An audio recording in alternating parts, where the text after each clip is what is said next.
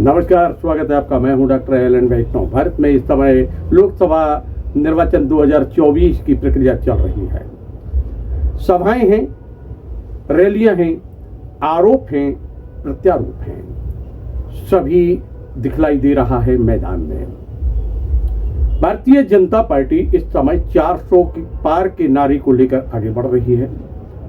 वह विकास के वादे को लेकर आगे बढ़ रही है। वह कहती है और करती है, दिखाती है, इस बात को लेकर जनता के बीच में है। तो वहीं कांग्रेस सहित अन्य राजनीतिक दल जो विपक्षी दल हैं, वह भी अपने अपने वादे के साथ मैदान में हैं।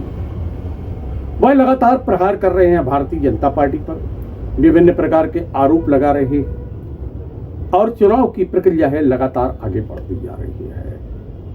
अब हम बात करते हैं दमोह की। दमोह संसदीय क्षेत्र क्रमांक 07 में दो दोस्त अब आमने सामने दिखलाई दे रहे हैं। दोनों कभी कांग्रेस में थे, एक भारतीय जनता पार्टी में आ गए और एक वर्तमान में कांग्रेस में है। राहुल सिंह लोधी और तरवर सिंह लोधी, ये दोनों मित्र हुआ करते थे। कांग्रेस में युवा चेहरा थे और दोनों ही युवा चेहरा बनकर सामने आए थे। उम्मीद जगी थी और फिर दोनों ने चुनाव लड़ा था कांग्रेस की टिकट पर। एक बंडा से जीत गए थे, दूसरे दमोह से जीत गए थे।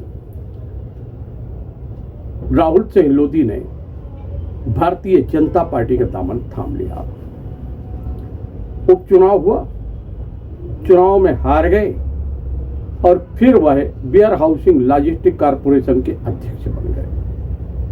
इस समय भारतीय जनता पार्टी ने उनको संसदीय क्षेत्र क्रमांक 7 यानी दमोह से मैदान में उतारा है। वहीं बंडा से कांग्रेस के विधायक रहे तरवर सिंह लोधी इस बार चुनाव हार गए थे। वह कांग्रेस में हैं और कांग्रेस ने उनको दमोह संसदीय क्षेत्र से कांग्रेस की ओर से उम्मीदवार बनाया है। दोनों अब आमने सामने हैं। दोनों एक दूसरे पर आरोप लगा रहे हैं। तरवर सिंह लोधी ने कहा है कि एक लोधी है, एक लोभी है। देखिए, अभी एक वक्ता ने अच्छी बात कही थी कि एक लोधी है और एक लोभी है। एक लोधी समाज से है और एक लोभी समाज से है। दोनों एक समाज से नहीं है।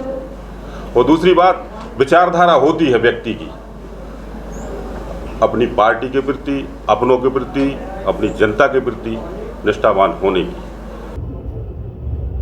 वहीं राहुल सिंह लोधी कहते हैं कि कांग्रेस को जब कुछ दिखलाई नहीं देता है तो वह जातिवाद की बात करते हैं। वह ऐसे आरोप लगाती है जो निराधार होते हैं।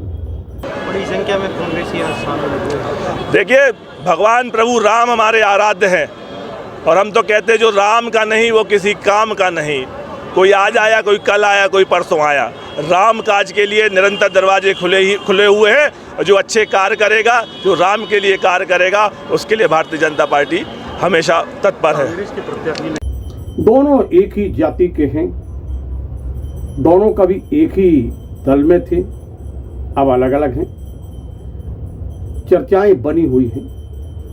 जन में जो चर्चाएं हैं वह लगातार अलग अलग तरीके की प्रतिक्रियाएं आ रही हैं और आरोप प्रत्यारोपों के दौर इस समय चल रहे हैं।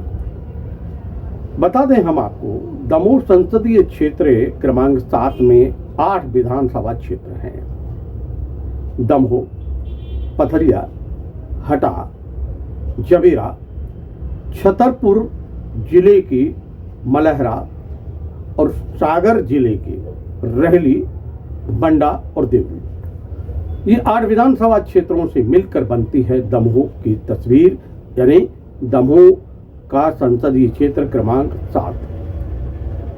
ये स्थान रिक्त हो गया था 6 माह पूर्व। दमोह के जो सांसद थे वह अब विधायक हैं नरसिंहपुर के।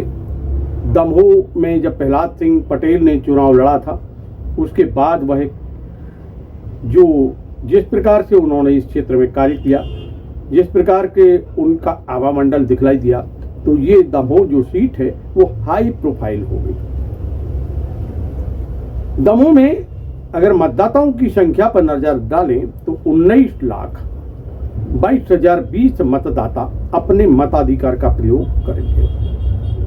2285 मतदान केंद्र दमोह संसदीय क्षेत्र में है और आने वाले 26 अप्रैल को ये सारे मतदाता 19,22,020 मतदाता अपने मताधिकार का प्रयोग करने के लिए तैयार बैठे हुए हैं।